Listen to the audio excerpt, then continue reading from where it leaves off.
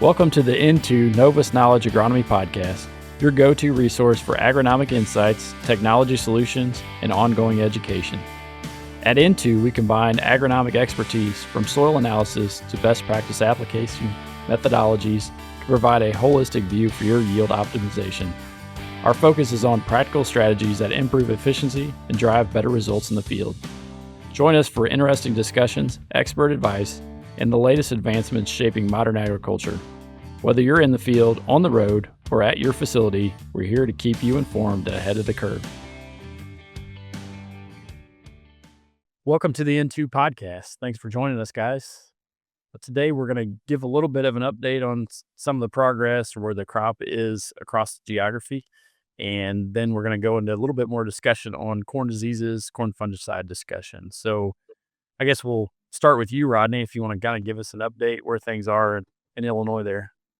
Yeah, right now we're just on the edge of a thunderstorm, but we'll take the rain as long as you won't blow the crop down. We've got corn anywhere from the V8 to the V12 stage. We'll be pushing tassels next week and some early planted stuff. Beans are starting to bloom, which is a good thing with Saturday being summer solstice. So it's good to see the beans starting to bloom. The crop in general is also starting to grow great. We finally getting some heat, getting these ground temps up, so crop getting into the sulfur, especially soybeans, getting some good green color to them. And so knock on wood, very good crop right now. Thanks, Rodney. How about you, Derek? Yeah, so similar to Rodney, but as far as beans go, we got everything from just 5th to 7th trifoliate beans, but then a lot of beans now, especially if they're planted before April 15th, have started to hit that R1 growth stage. So we got a flower on the plants and we're hitting reproductive timing. Big thing on beans right now, just reminder for everyone that we don't stage beans based on size. So we've had slower growing conditions earlier on up until about 10 days ago. And so a lot of beans aren't canopied yet and they look smaller, but we are hitting those reproductive stages, which means a lot of things in terms of what we can apply and what that crop's doing. So be mindful as you go out with your post applications that even though the beans might not look like they've progressed a long ways yet, but we are hitting reproductive timing, which means we need to get our post passes on. And that's been my key message in beans right now. Get them clean before we get any further into the reproductive stages type thing. As far as corn goes, this week I've been in anywhere from V6 to V14 corn. So we're kind of all across the board. Now I'd say the majority is probably hitting that V10 to V14. And so, in terms of what that means, we got rapid uptake of nutrients, things like that. It's a pretty critical time as far as corn goes in our area. So again, I hope we keep those clean if we can, but we're reaching that point where weeds would have had to been taken care of before now.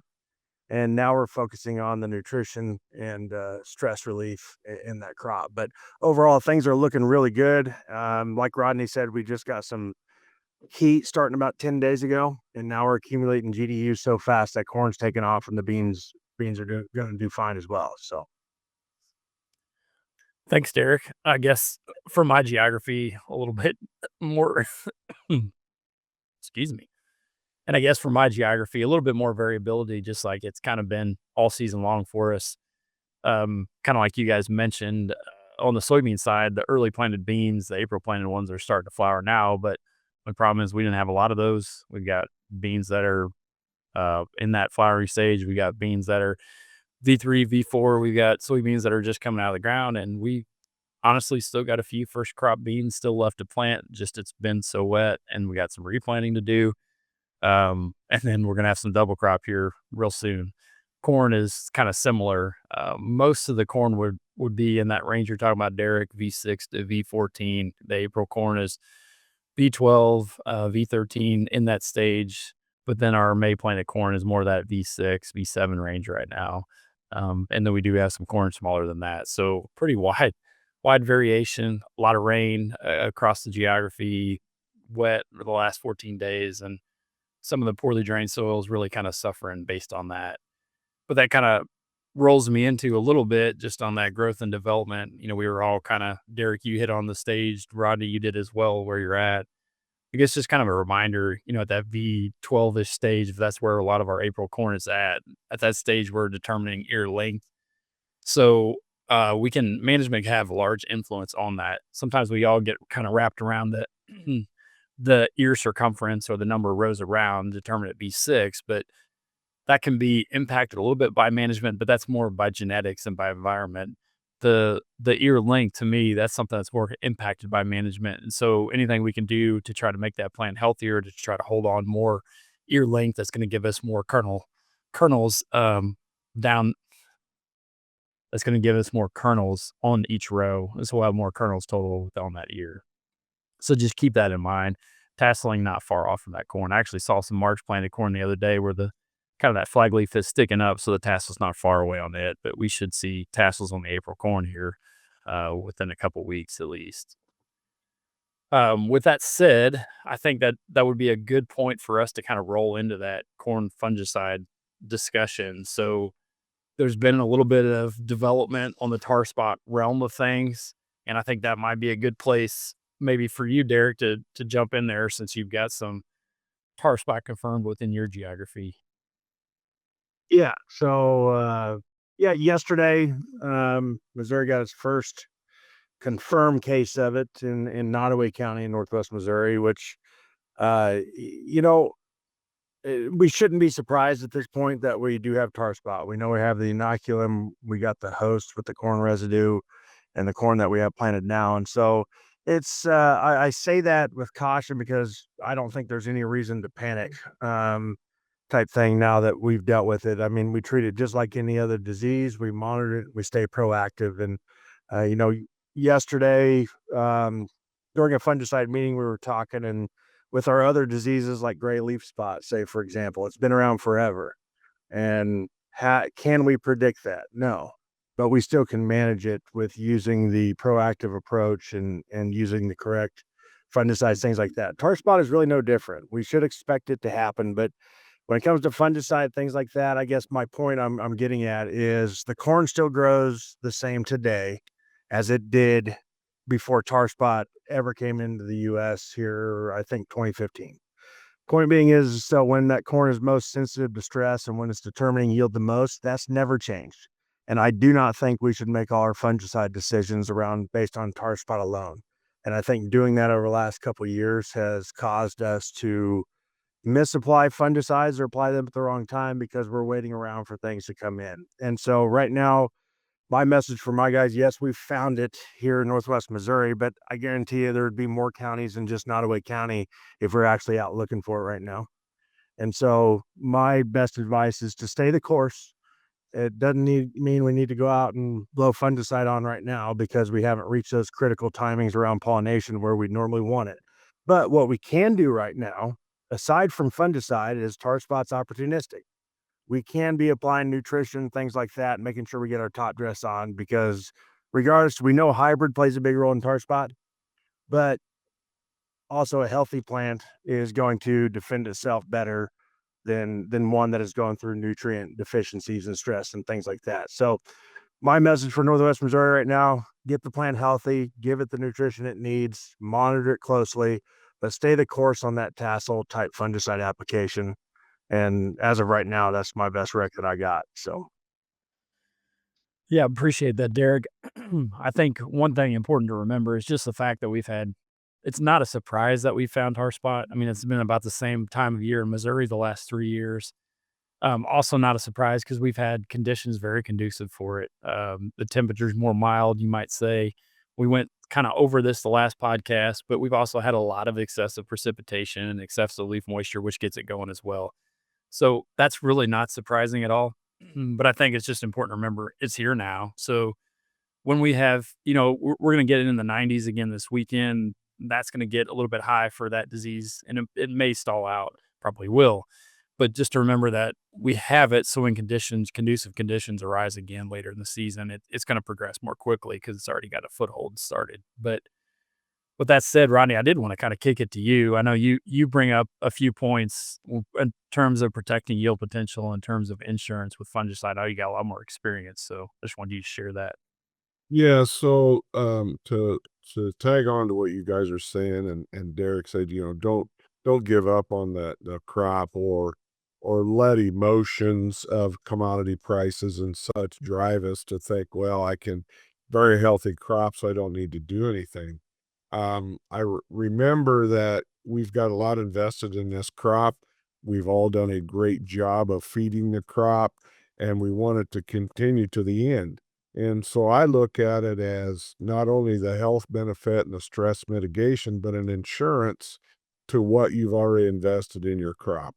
And so if you look at the investment of the fungicide pass in comparison to what we've already spent and have invested in per acre in a crop, it's a very small percentage to ensure that we're going to give that crop the best chance it can to put yield on at the end. And I'll use an analogy of livestock producers that are listening, whether you're hogs or cattle. And when we get feeder calves in, or we get litters of pigs, we vaccinate those animals, and it's not because they're sick. We vaccinate so they don't get sick, and they grow and they continue to mature and put pounds on for us at the end. And that's the way I look at the fungicide pass on the corn crop and the bean crop to a point, but to ensure that we've got good stress mitigation and to be there at the end. Remember, even though we do not see the tar on the leaves, that does not mean that that fungi is not in that plant or on the plant. So when we see it, it's too late. So we want to be proactive and get that on. And if nothing else, make sure we get that, whether no matter what you're using as fungicide, get that on at that tassel timing so that you get the best chance of ROI and the best chance to give that crop a shot in the arm. If nothing else, the stress mitigation, so when you get to fall, it's still standing there for you to harvest. Yeah, I think that's a great point, Rodney. I always think people forget about that. When we look at yield differences and data, the one yield difference that nobody can ever see is that one windstorm that comes in September that blows down a crop that didn't have a fungicide on it, and that's pretty big. That's real big. But that said, I also want to mention too, just everybody keep in mind, we're talking about tar spot, but there are other diseases in corn. Southern rust, which is just as detrimental as tar spot, and if that blows in from the south, it's kind of tracking up into Mississippi now, but it blows in from the south, and that can get us just as badly as tar spot. Northern corn leaf blight, another disease that can cost a lot of yield. It can move quickly. We kind of quit talking about it when tar spot came along, but it's still out there. And then gray leaf spot, which doesn't move quite as fast, but it is more of a perennial problem, at least for us here in Missouri. So other diseases to keep in mind, we got to protect the plant against all of them, not just tar spot, but they're all out there. I guess with that said, Derek, you did kind of mention timing, and maybe I'll ask both you and Rodney. I mean, you guys both come from the chemistry side of things, but a lot of people talk about timing. What's the proper timing? Do I apply it at tassel? Do I apply it after tassel? Do I apply it at brown silk? When do I apply a fungicide on corn? Well, I'll let Rodney. I'll go first, and Rodney follow up. But yeah, I'm a huge stickler on timing because I'm a believer, regardless of what you're using, apply at the wrong time, you're not going to get the biggest bang for your buck or return on that type deal. And like I said, stay the course. If it's a disease type play, then yes, we have to adjust to that disease if it would move in early, things like that. But in general speaking, that right around that tassel timing, the R1, that pollination, you can apply a certain amount of stress to corn, say at V5, at pollination at R3, the same level of stress, and it's by far and away going to have the most impact around that tassel timing. Point being is that is when corn is most susceptible to stressors. When I say stress, I don't just mean disease. I mean, heat and drought and nutrient stress, disease, things like that, right around that pollination tassel timing, 10 to 14 day window that you're going to have there, that's when it's going to by far and away be the most sensitive to stress. And so if your corn plant still looks healthy, then that's exactly why I want you to apply fungicide at that timing on that crop. Sitting around and waiting until R3 to R4, that elusive brown silk stage, that is typically far too late to get our biggest return for fungicide. But that tassel window, like I said, even before tar spot, so outside of disease, has always been the key timing and the biggest response, the biggest return from fungicides. And that still remains true today. And so unless something would happen to come in earlier, there's no reason to not, if you're going to do a fungicide pass, still plan on that tassel application as being your lead there. Rodney, I don't know if you want to add to that or not, but Yeah, so and I will good points, and also remember, um, Derek mentioned brown silk. There is no crop stage as brown silk, and if you wait till, like Derek says, till brown silk, you've probably missed the opportunity to help that corn plant. The other thing to remember is whether we're dealing with any of the diseases that Nick mentioned, we can't fix dead tissue that's already dead. So if you see some lesions from any disease, or you see tar from the tar spot, and you've already applied, you're not going to cure that. You're going to prevent it from prevailing any worse. The other thing with tar spot, if you apply at tassel, you may still, and if it comes in late, you're still in the combine cab going to see some tar on the corn leaves, but it did not affect the yield because you have already protected it and the yield is already set at that point when it comes in late in the fall. The only thing I'll say too on some of your guys that may be high management and they want to look at, 2 passes of fungicide, there's 2 trains of thought there. If you have a hybrid that is susceptible and not as defensive, you may want to go a little ahead of tassel in that V12 time frame with a maybe more an economical product, and then hit it at the tassel in that R1, maybe R2 stage with your second pass. The other train of thought is hit your first one at the early VT and then wait 2 weeks, 21 days, and hit the second time on the backside for for your guys that are worried about the tar spot late. So if you've got 2 passes, it's also opportunity to get nutritionals in there that are helping that corn crop that's really going to be cranking at that time.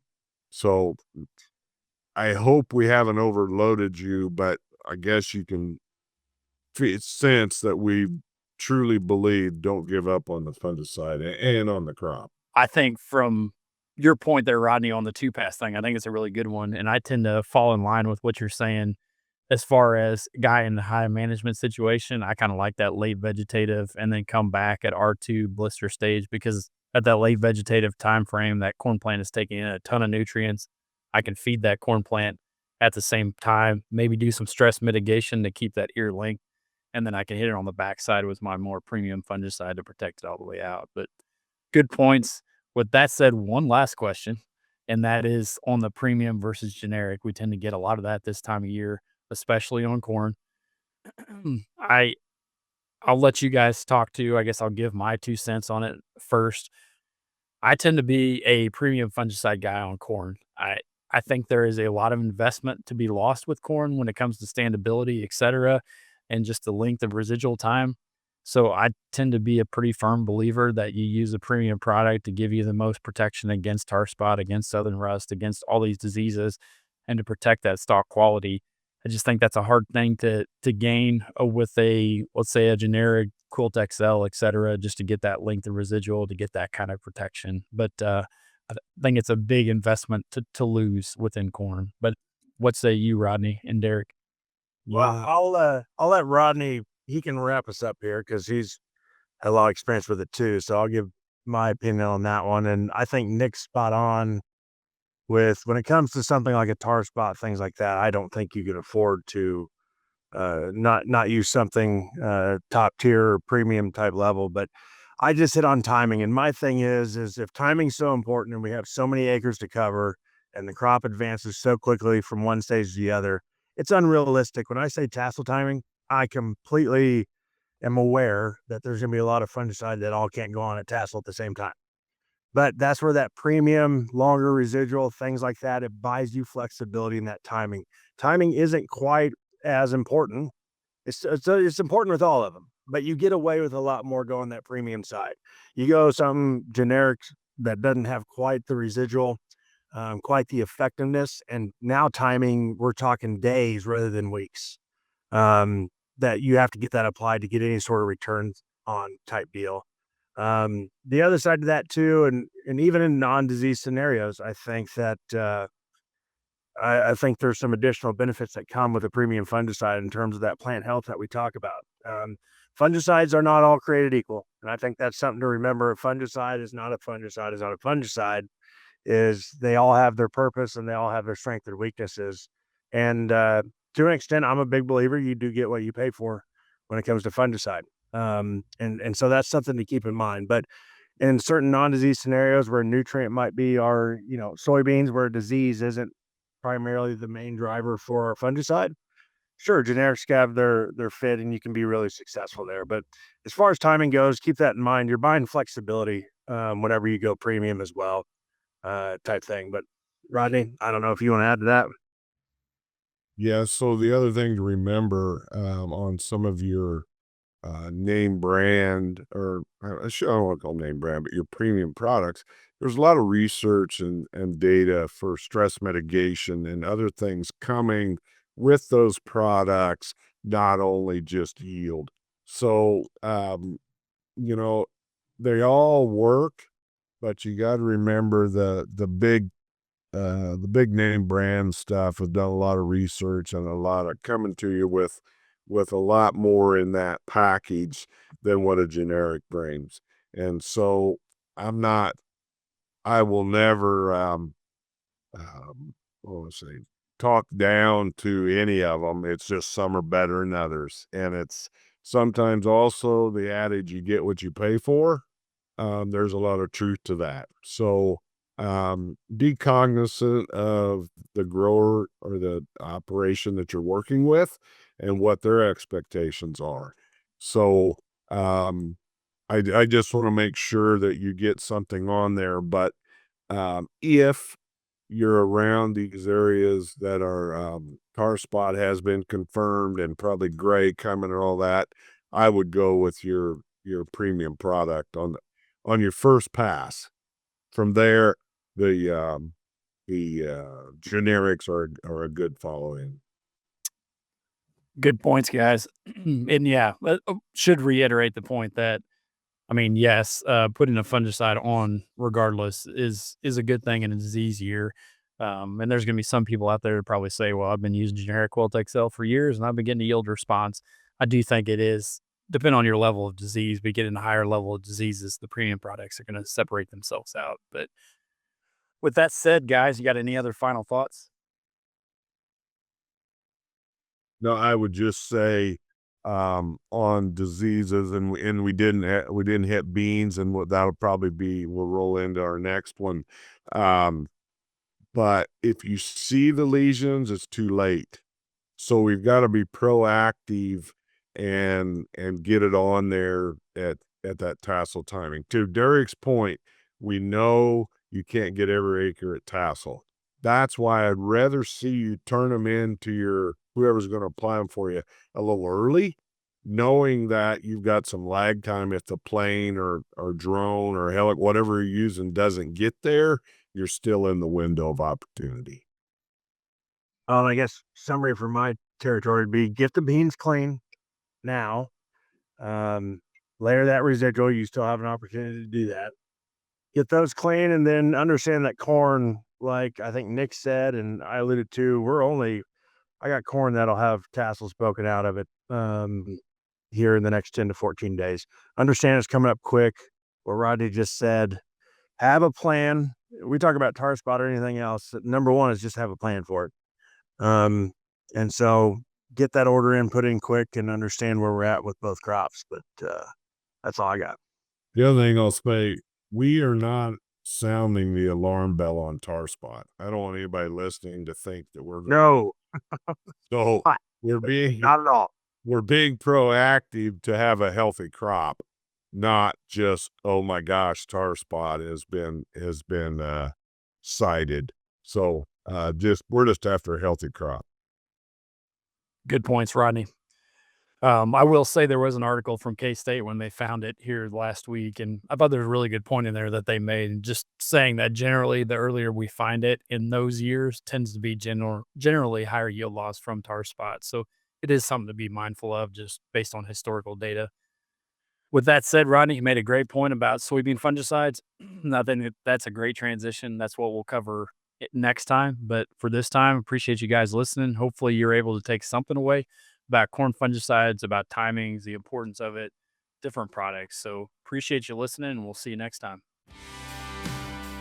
Thank you for joining us. This podcast is brought to you by Into Novus Knowledge. Please reach out to your Into agronomist if we can help in any way. Join us next time for more in-depth agronomic advice.